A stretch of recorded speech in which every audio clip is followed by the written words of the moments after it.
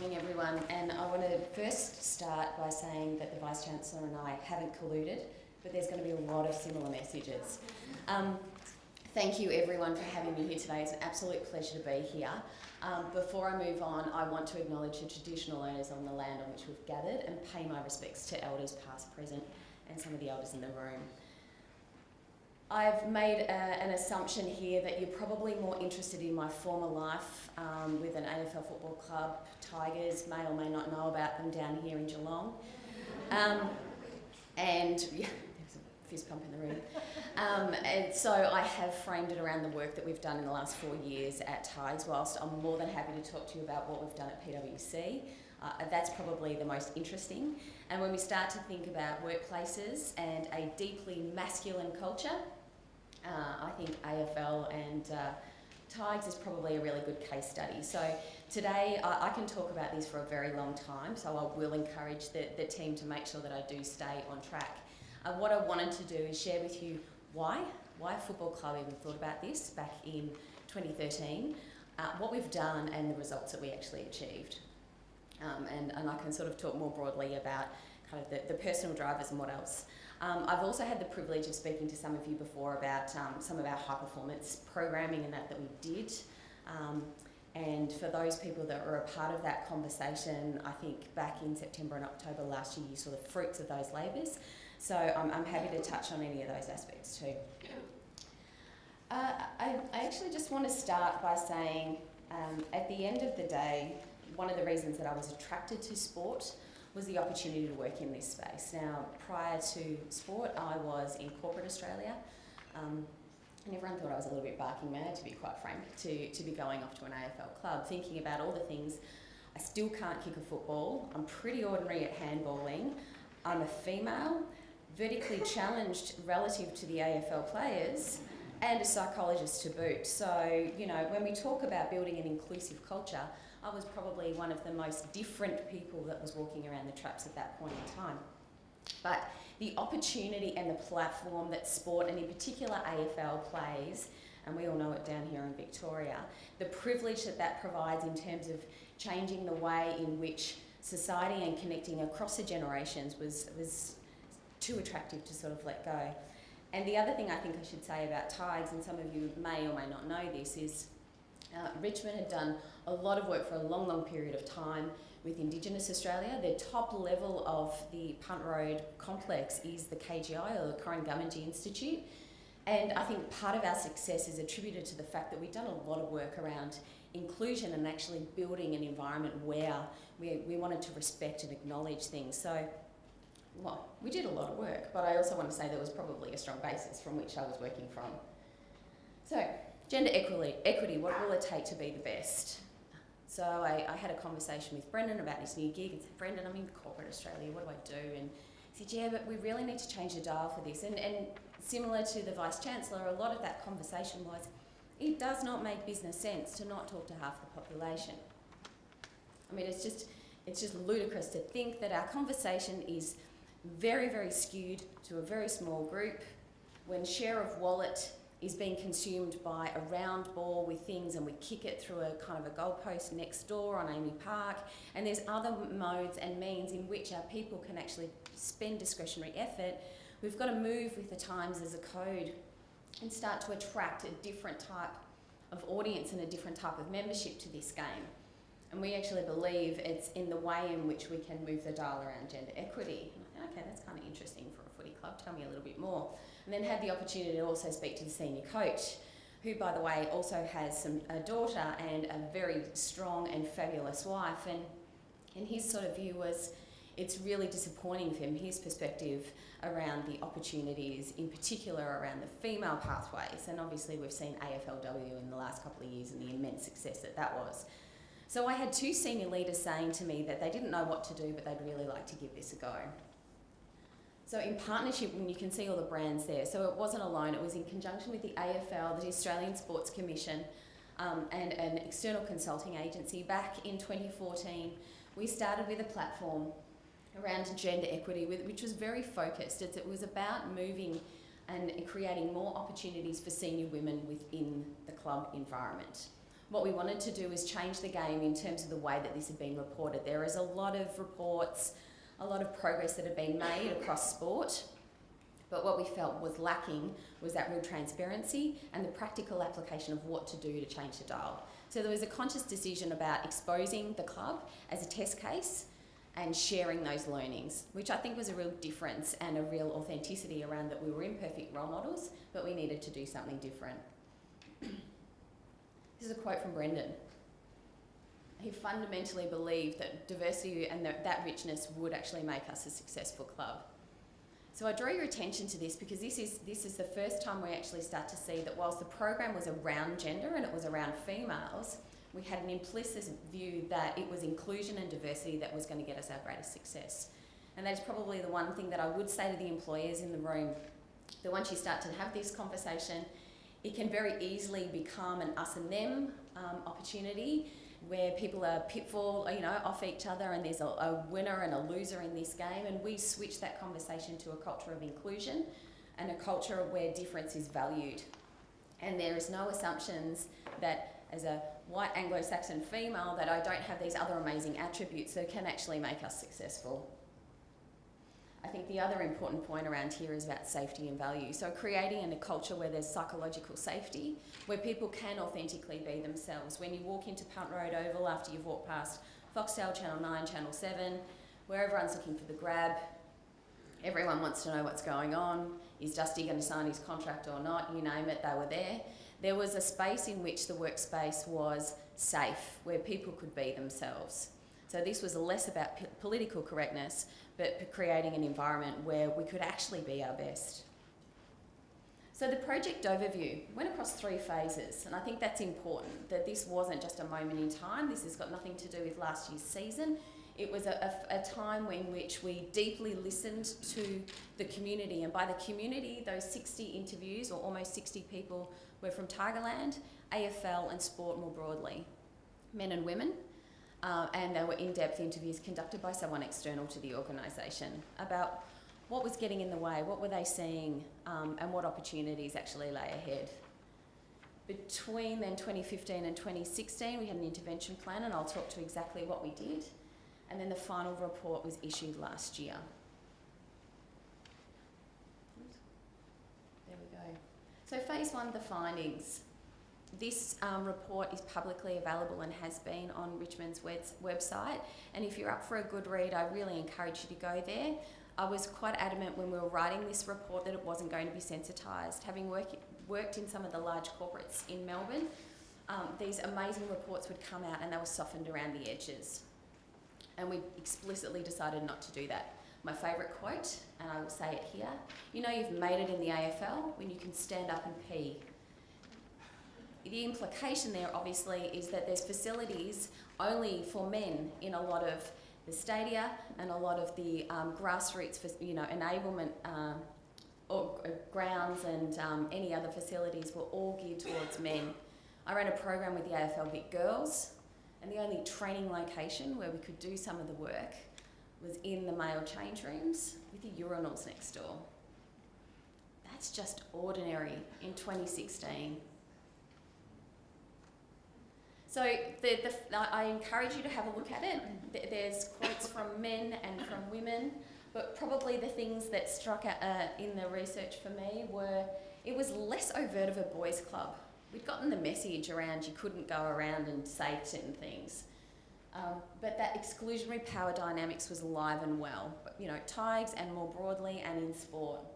And that were things like male rituals that were happening, some of the clubhouse kind of behaviour that still exists in an elite level were happening, which automatically excluded women from the conversation. I think the important thing was men were really cautious. They could see things happening and they felt that they couldn't actually intervene, or they didn't know how to intervene in a way that wasn't going to actually separate them from the dynamics of the power. So what did they do? What did they say when they saw something? Were they being a little bit too PC? So they were looking for guidance on what to actually do in those moments. There was a huge maintenance of the status quo, a very, very powerful force when I arrived. I remember one coach saying to me, it would have been about this time of my very first season in 14, I said goodbye to my wife last night, Amanda. And I said, what do you mean you said goodbye to your wife? That's a bit ridiculous, isn't it? No, we're in the season. I now live and breathe this place. So this ideal around work and what was expected and your loyalty if you weren't physically there. And to give you some sense for those who haven't been that close to an AFL club, whilst we see the product on any given Saturday, the actual club works 24/7.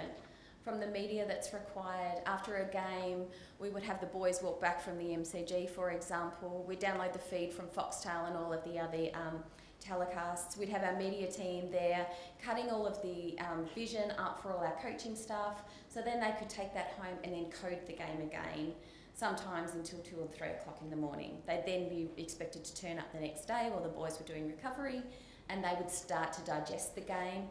Period about 3 or 4 days of looking back, and then we would start to look forward on the opposition analysis. And that's what happens in a home and away season, and that's what will be starting to happen now as we go into the JLT. And the incremental biases. So we've talked already about unconscious bias, but I think those deep assumptions and stereotypes around the capabilities and the capacity of different people to execute were alive and well. So, the intervention plan. I wanted to make this really practical about how did we do it. And in true footy style, we had a whiteboard, and I asked all of the executive, we had sort of a long form of the report and a short form, and they were tasked with reading the long form. Some did that better than others. And we also had the senior coach, and we sat down in the first night and responded to the report. And that response to the report came from, oh, that can't be us, it's not us, it could be never us, we're not like that, we're not awful, to it has to be us, it's about our industry. And then, that absolute crisis and, oh my goodness, what are we going to do? This is impossible. So we went through the grief curve quite quickly, which was helpful. And then we came out the other side, and the senior coach took the pen, and he loves a whiteboard, and we needed 3, and we were fixing world hunger. So I had to take the pen off Dimmer after he kind of calmed down, and I said, this is absolutely fabulous, Dimmer, but you and I have to do this, so what are we going to do? And where we got to is the interventions around the edge. And what we wanted to do is look at systemic change. So I think part of this is not, there's no silver bullet, and this was deeply about our data and about what we needed to do. So structural, so the way that an organisation operates, and a couple of the call-outs were around work-life practices and what we deemed as flexible work. Career pathways and hot jobs. In most organisations you'll have pink ghettos, so the marketing department, the HR department, and we were the same. So how do we actually create pathways and talent pools for those areas that really a chick can't be there, Amanda? And how do we challenge that? So I'm happy to talk about the fact that we had the first female media manager in the industry, because she can't be in the change room with the boys, because God knows what they might actually do. And amazingly, when you put a female media manager in the change rooms, the behaviour of the boys actually changes. So I think somewhere in here we need to also acknowledge that doing these things lifts the whole organisation. People become much more aware of the behaviours in which they demonstrate, and this is a workspace.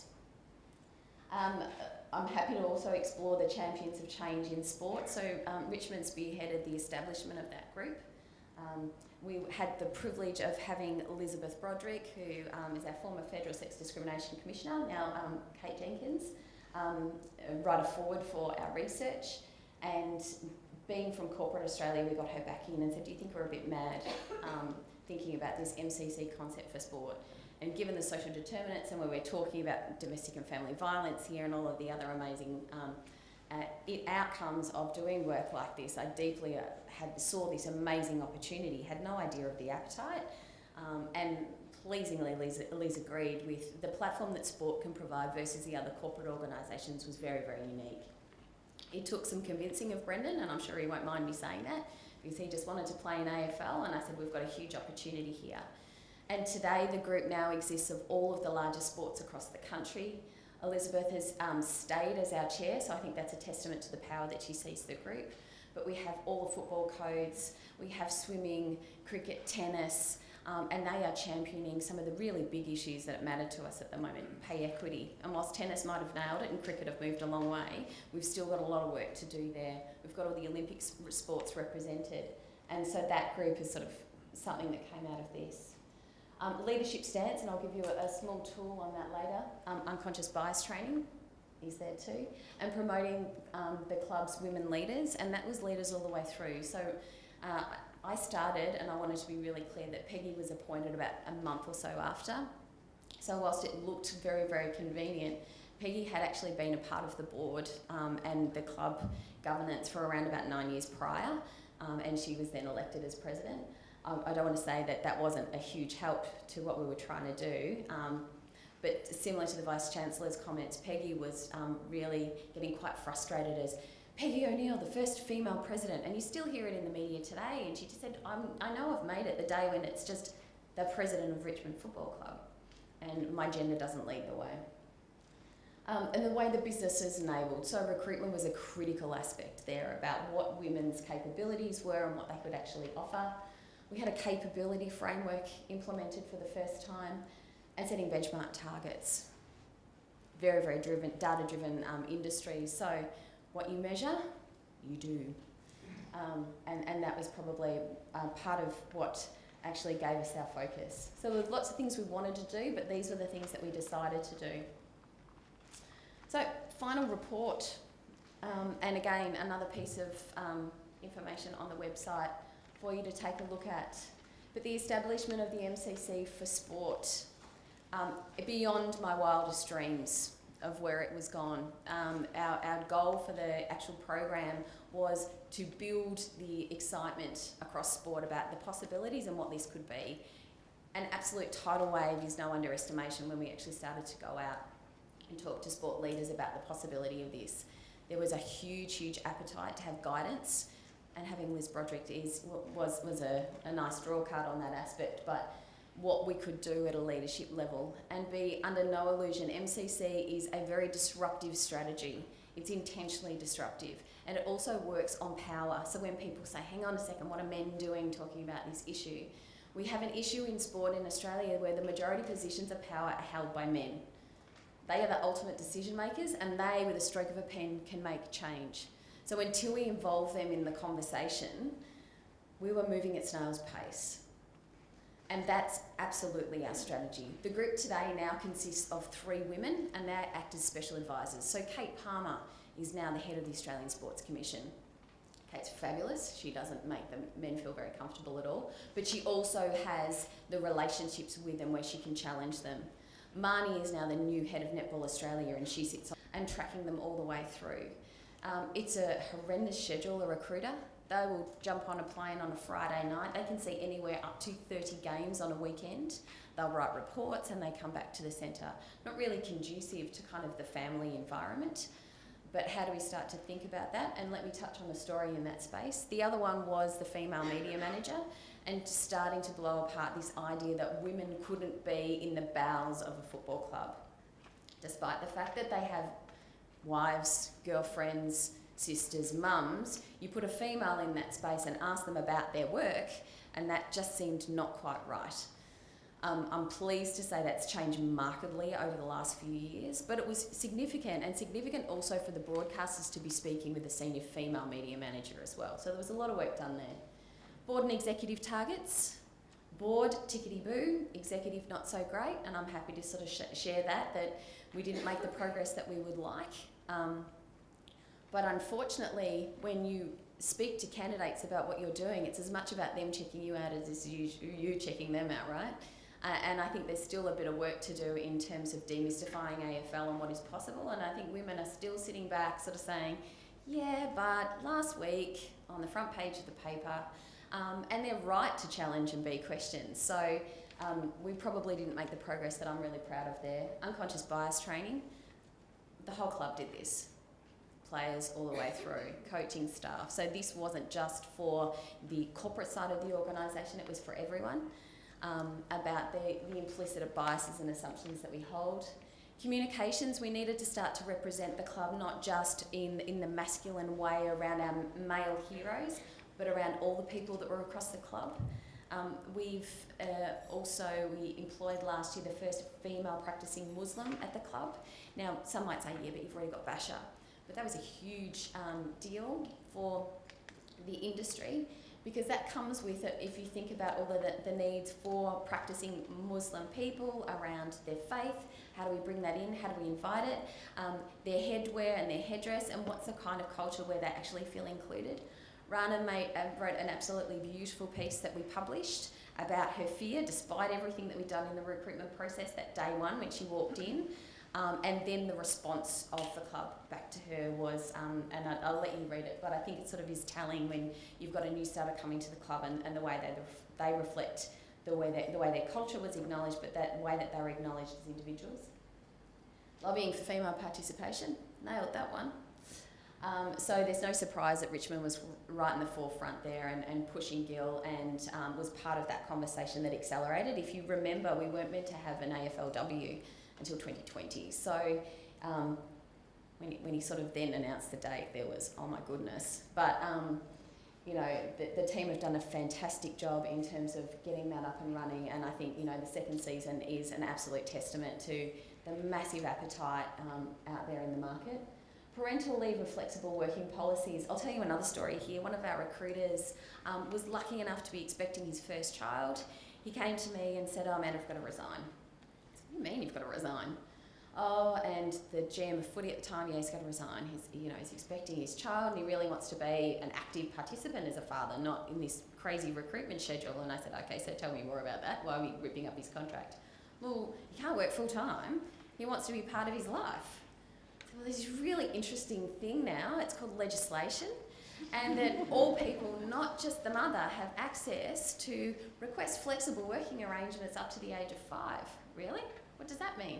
So we went through a process. I thought about bringing the video today because it's much more important to come from him and not myself, but went through a process of providing a flexible work arrangement. So this was revolutionary, is not an understatement, to the recruitment team, because it wasn't just about the individual recruiter, but what it meant to the way that the whole team was operating. And we sort of challenged their assumptions around workload, designing jobs differently. What would this mean? This is actually a really experienced hire, so we're letting talent walk out the door when we do that. And from his perspective, it's a very niche field. So as soon as you walk out the door, his view was his career in that space was gone. He's still there today. Our list is looking pretty okay. He's an active participant in his son's life. His wife, by the way, has been able to go back and engage in work, and she's a fulfilled individual, not just because she's a mother, but because she can be all these things. And by the way, the recruitment team didn't blow up, and they've actually worked in a way that is really flexible. Yes, it required them to do different things. Communication's just different when you don't bump into people.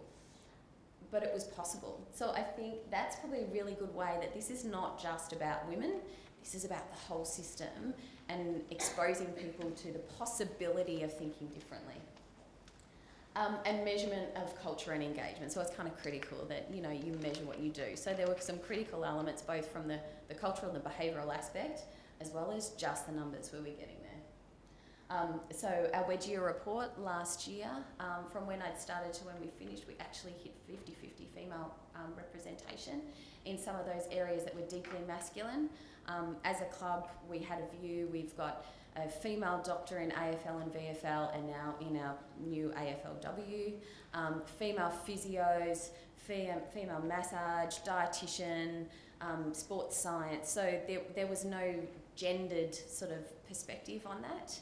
There's no surprises that there is more female representation in the corporate side of the business, but that is through active and intentional recruitment and making sure that when we started, and this is men and women, to fall into the traps of what good looks like and what it doesn't, that we were there to challenge and really unpick what was underneath.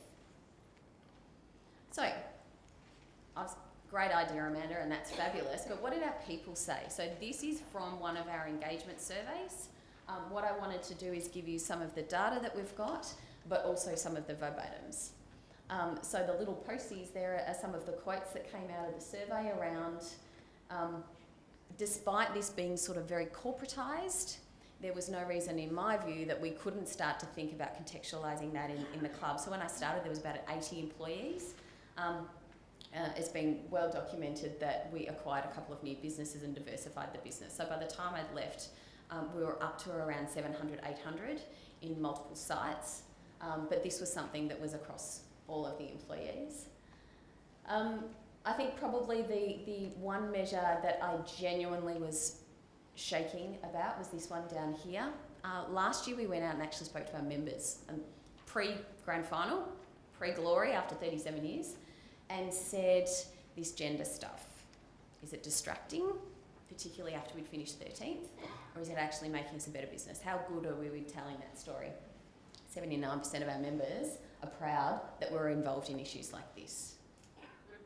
That was pretty good when we were in a 37-year drought. So that there was a belief in the system now, even with our rusted-ons, that doing work in this space was actually going to make us a better club. So I think we've changed the game in terms of societal's expectations.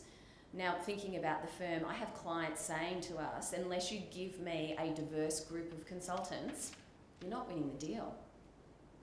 Absolutely. So no longer is this a nice to have or the McKinsey article or anything we want to read. This is a commercial imperative.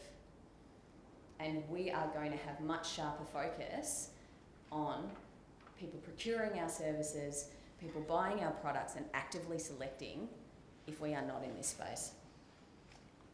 So, some key learnings, and there's lots out of the project, but I think the opportunity to build spaces where you can have these conversations builds connection and trust. And we know in a high performance space, that's crucial to enabling success. The possibility where people can come together, where you can fail, where you can learn, and you can actually say what you need to say is critical for high performance. The one thing that I would absolutely say after the 3 whiteboards, we made some active decisions around some really bold changes where we were really uncomfortable because we actually had no idea where it was going to go. And as a brand, we're really putting ourselves out there. If we didn't win on the ladder, what was it saying? Were we investing in the wrong way? But they were the ones that have got the greatest traction and got us the greatest momentum. So I ask you to kind of challenge yourself around that one. What we measure, we've heard that before. Role models are essential, and you need role models on both sides. You need the imperfect male role models, and Brendan would say to you that I was his barometer in a lot of ways of just things. I mean, he was a footballer himself, he was in a football environment, and some of the nuances that would come out were unintentional, but the way that they were perceived and the message that and the shadow that cast as a leader were lasting and really impactful. So imperfect, but it's not just about the men, it's about the men and women working on this together. Consistent and committed public leadership. I mean, we still work with 20-something male players who, still 20-something male players, you know. And unfortunately, you know, we focus on that rather than on the good, but I think this is absolutely a journey and it's our response to some of those things that are critical rather than the incidents themselves. And being open to understand unconscious bias.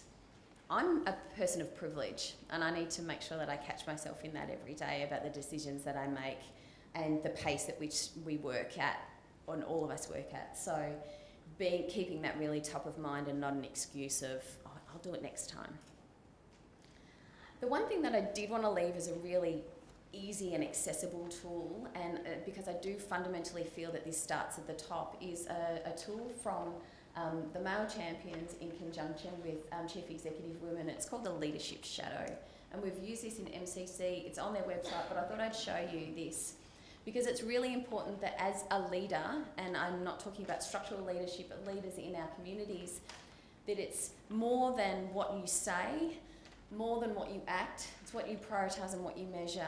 And I think that personal reflection as a leader of how do I think I'm seen and the shadow that I cast, and getting that feedback from those around you of, you know, to Brendan's sort of point, he was absolutely committed to this, but there was those moments when he would say something and slip into, you know, casual footballer mode that could cast questions. People then would always challenge him about, are you really committed about this, or is this a PR task? In an incredibly public environment, that was critical. So I think this is sort of an interesting way of keeping us really focused about what are we doing, how are we changing the system, and what is my role as a leadership in there. that we've used really well. I'm conscious of time, so that's all I wanted to cover for today, but I'm happy to take any questions.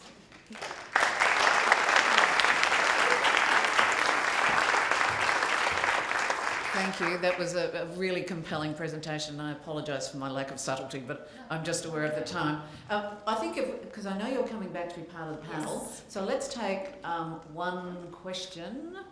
There you go.